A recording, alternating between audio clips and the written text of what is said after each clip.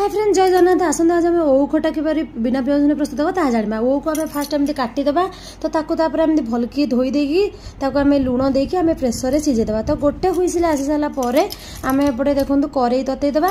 कड़ई ततेक तेल दबा से शुखला लंका दबा पंचुफुटन दबा पंचुफुटन फुटी सारापर आम कंचा लंका तेजपत्र टी देदेबा अदा टी कोरिक रखी देदेबा